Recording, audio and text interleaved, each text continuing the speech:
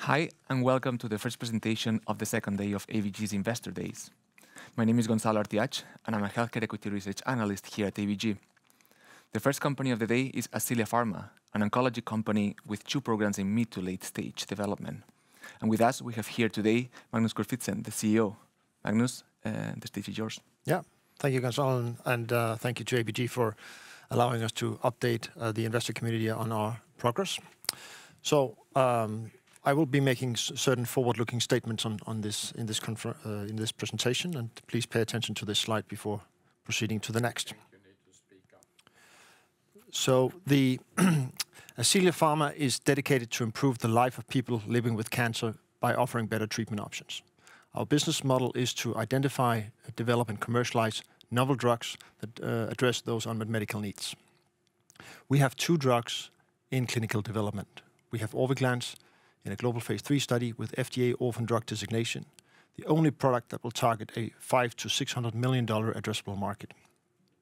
We have Oncoral for treatment of solid tumors, ready to start phase 2 in the treatment of gastric cancer, where there's a significant unmet medical need. Our company is based in Malmö, Sweden. We're traded on Nasdaq Stockholm, and we have a solid balance sheet providing runway until Q4 next year. So we'll start by going into the pipeline, starting with Orviglance. And what is the problem that we are solving with Orviglance? In cancer care, liver metastasis is a major problem. Liver metastasis is when the tumor is in one organ and it spreads to the liver. This is very often the cause of mortality. It's not the primary tumor, but the liver metastasis that end killing the patient. The liver is also very often the first site of metastasis, and therefore it's very important to identify the liver metastasis early to treat them aggressively. As you can see on this slide, there's a very significant ratio or likelihood of certain solid tumor types that metastasize to the liver. Up to 70% of patients with colorectal cancer will have liver metastasis during the course of their disease.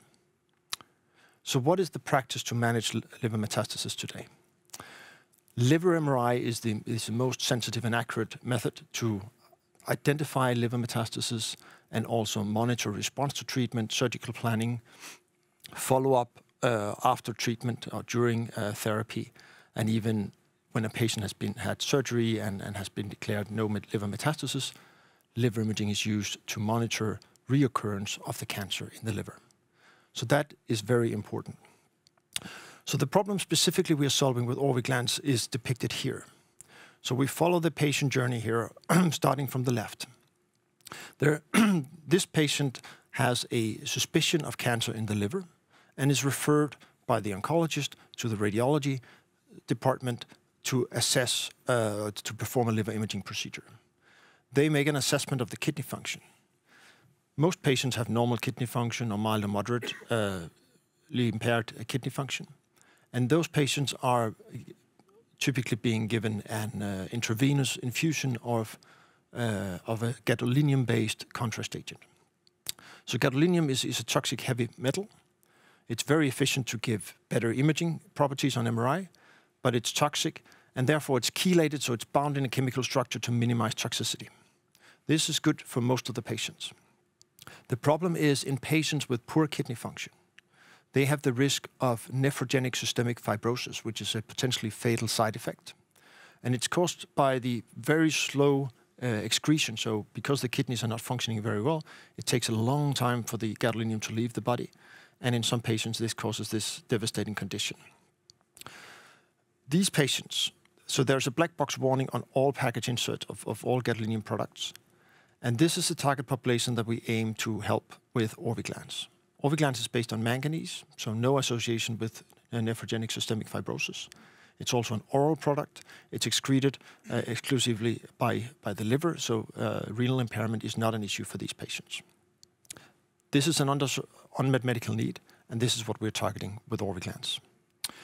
So to give you an example of what it means when we give Orviglance to the patients, this is a picture from one of our phase 2 clinical trials.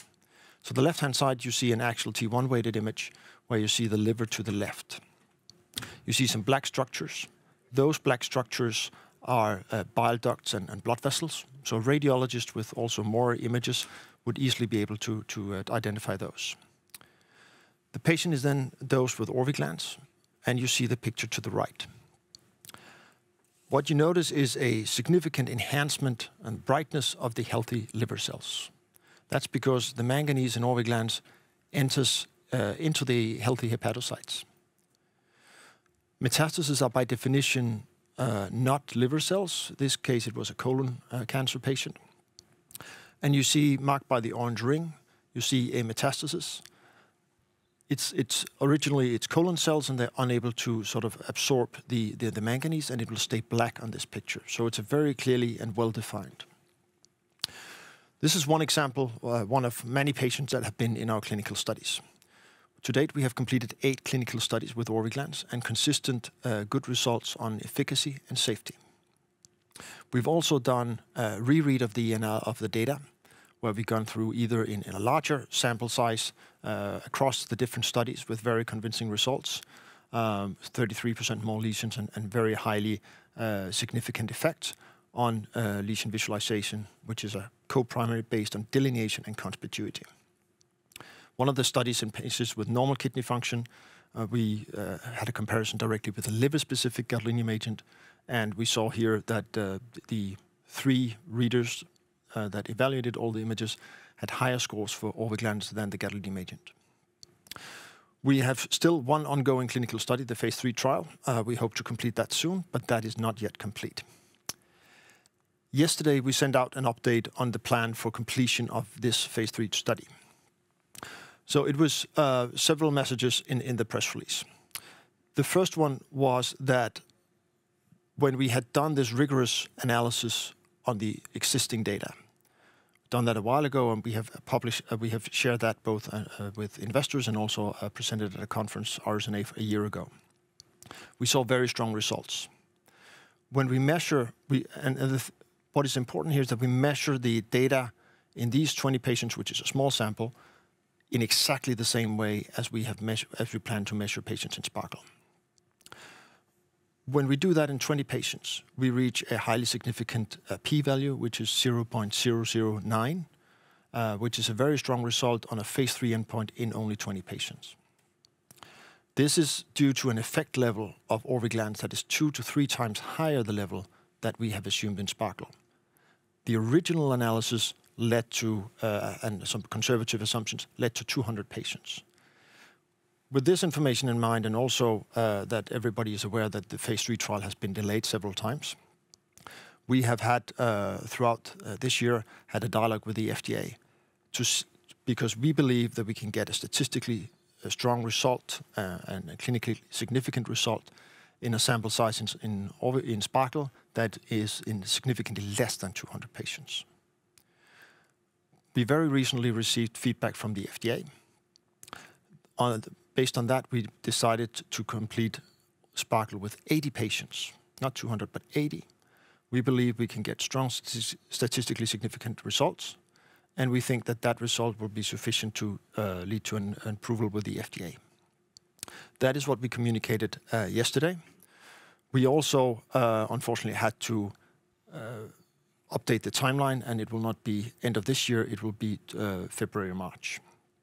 So this has been an ongoing process with the FDA, a long process. It takes a long time in these dialogues. And obviously we cannot comment and inform the market about that dialogue until it has been completed, which is consistent with how other companies manage FDA dialogue. So our focus has been not on the exact number of patients, but on when do we have the last patient in and when can we generate the top-line results, which is what really drives the next step in terms of the full study report and the NDA filing and subsequently the approval. So that has been the focus in our communication. So the phase 3 trial here is now focused on 80 patients.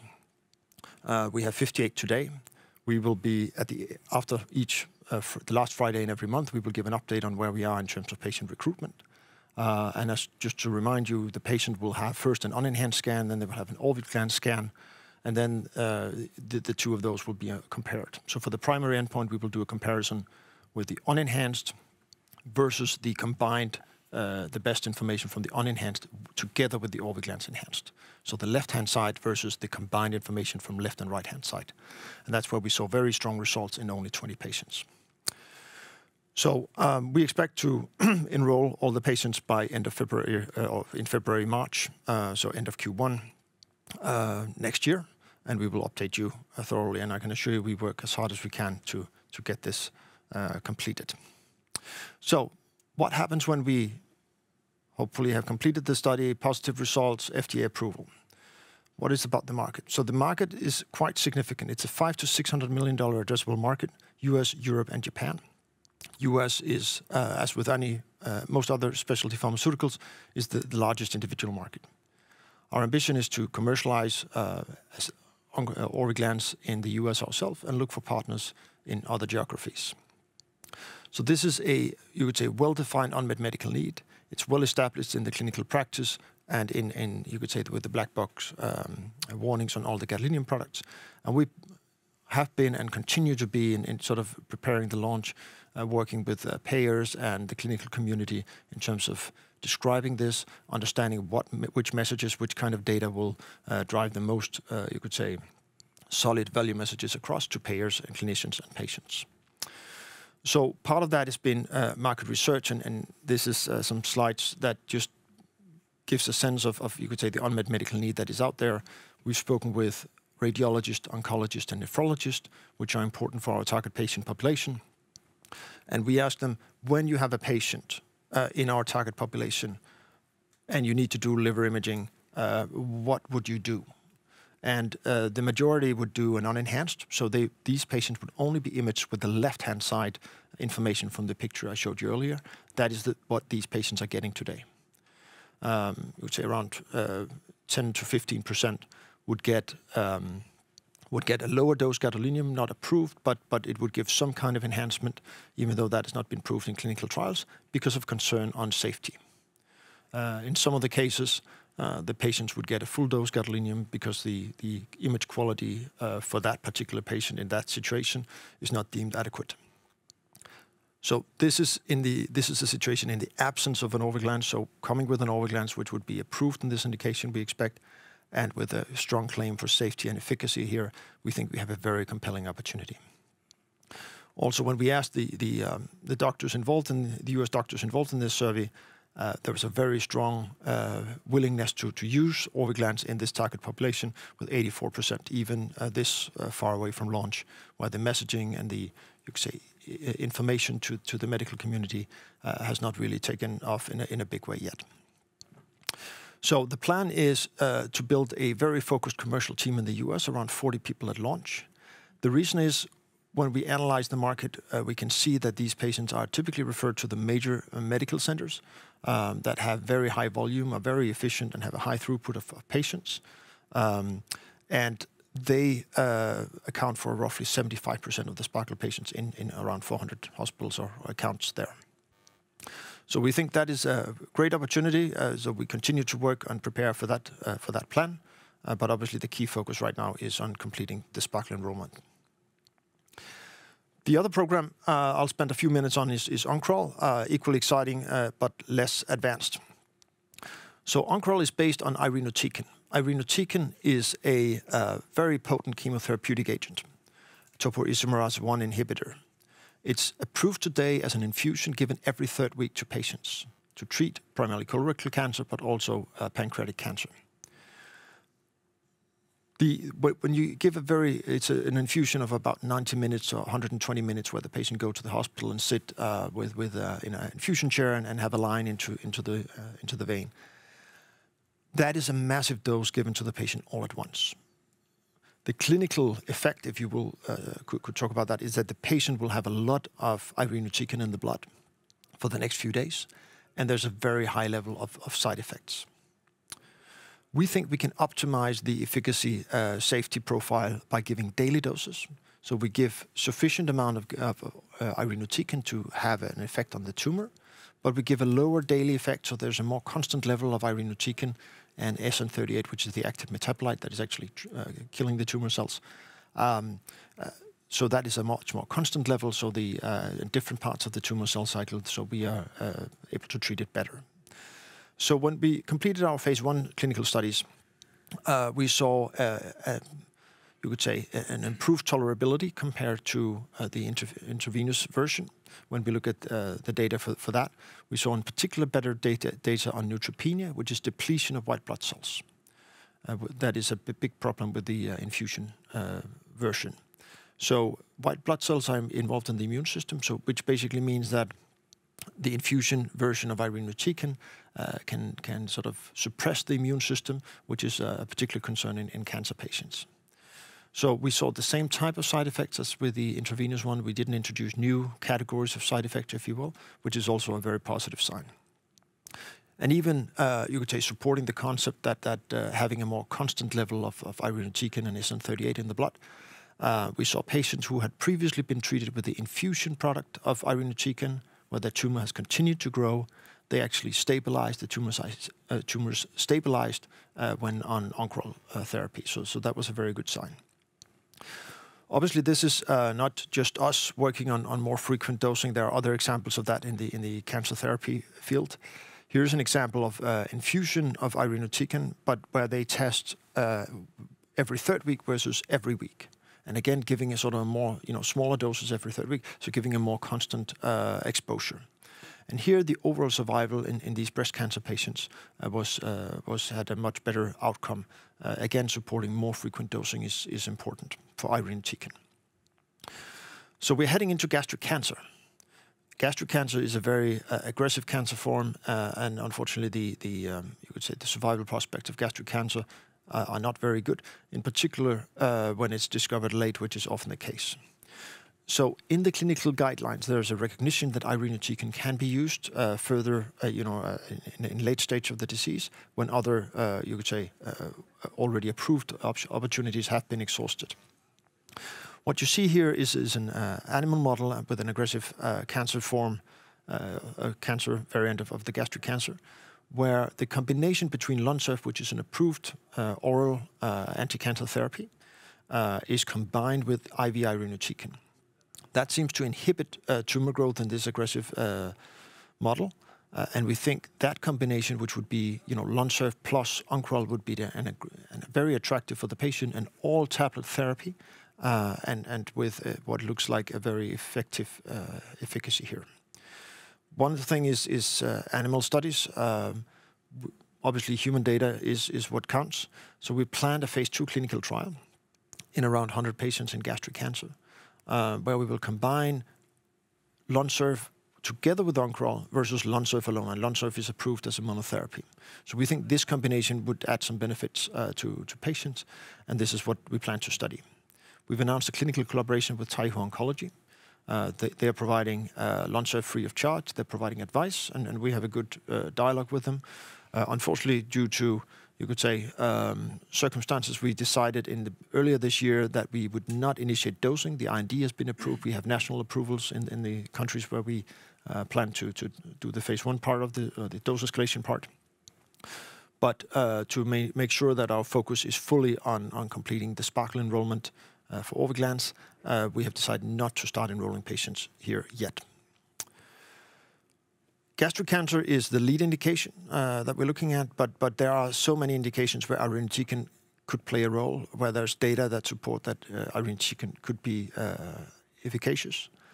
Today, irinotecan is only approved in colorectal cancer and pancreatic cancer. We look at gastric as the top priority, but there are other tumor types that are very attractive to look further into. So, just the priorities for the coming period, you could say we complete SPARKLE enrollment by February, March is number 1, 2, and 3. What we're also doing, we have started already reading the images of the patients that have already come into SPARKLE. So that would be the first batch, and then when we have the last patients, we will do the second batch.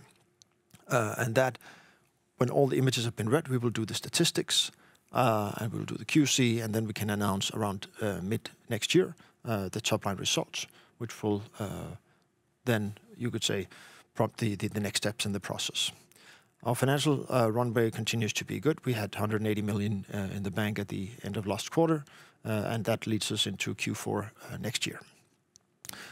So, to summarize, Ascelia Pharma focused on orphan oncology. We have a program, orphan drug, in phase 3. We have another compound ready to start phase 2 with potential for orphan designation, and we're financed into the end of next year with some very important milestones before then. So, looking forward to that. And with that, I'd be happy to take any questions. Thank you very much, Magnus, for your presentation. Now we have time for a few questions. And I will start with one relating to your news from yesterday. Yeah. Of course, I mean, you have reduced your amount of patients from 200 to 80 patients now. Yeah. And I don't know how much you can comment on that, but what are the differences? You're saying that your protocol is the same from before to the one that you will do now or you're running now, but what are the differences in terms of statistics or in terms of like readings from what you assumed before that of course led to 200 to now that it's 80 patients? Is it something that the radiologists do different now, or it's any kind of can you comment something on this? Yeah, thank you. No, so it's the protocol is exactly the same, except that we will stop at 80 patients instead of 200. And the rationale for that is when we see this with basically identical reader setup in 20 patients, as we have in the Sparkle study, and in 20 patients we reach statistically significant result with a p 0.009, which is a good result. We reach a phase 3 endpoint in 20 patients in a phase 2 study. Obviously, it's a slightly more heterogeneous population in the phase 3, and we have made, you could say, statistical penalties in our assumptions on that. We still think there's a good deal of margin. We also think that we could probably have a good result in less than 80 patients. But based on the discussion we had with the FDA and the feedback, we said 80 is probably the number that we want to go to. And how did you calculate before for 200? Of course, these 20 patients came later, but how did you calculate this? Yeah, so we used the data that was available at the time. But the challenge was that we did not have, you could say, the exact same criteria in those trials. The earlier trials that we did were based on you could say slightly different versions, but we didn't have the same scale, so we had to transform those scales to something.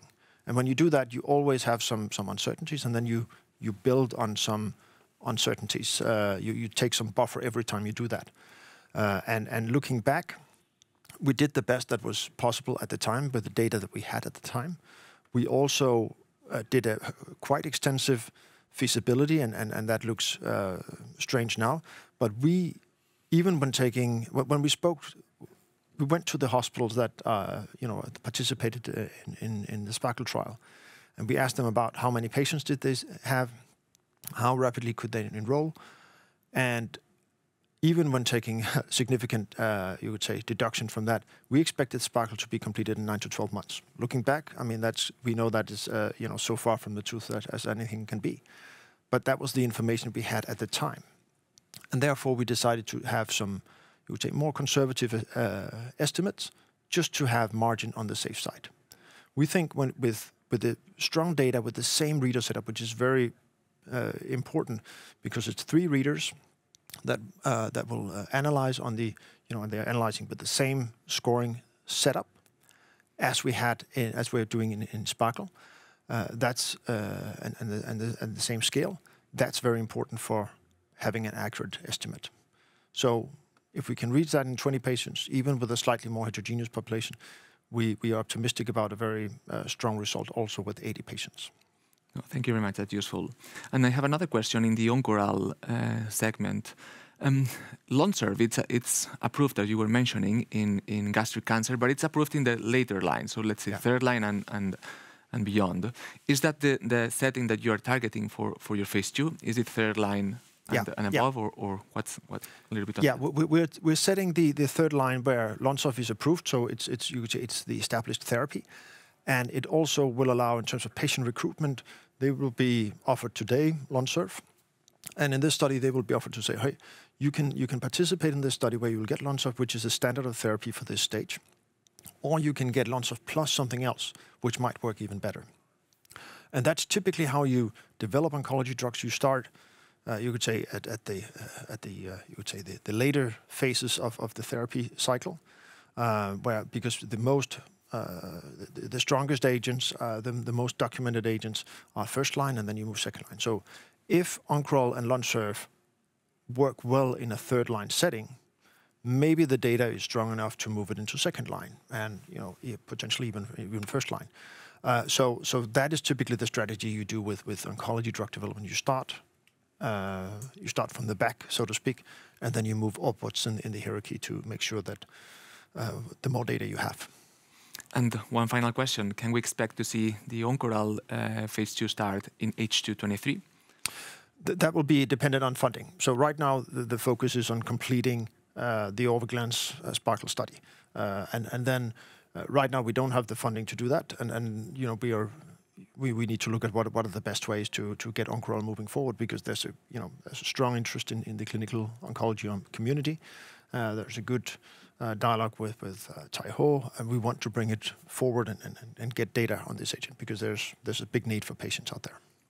Magnus, thank you very much for your nice presentation and for being here with us today. Yeah, thank you.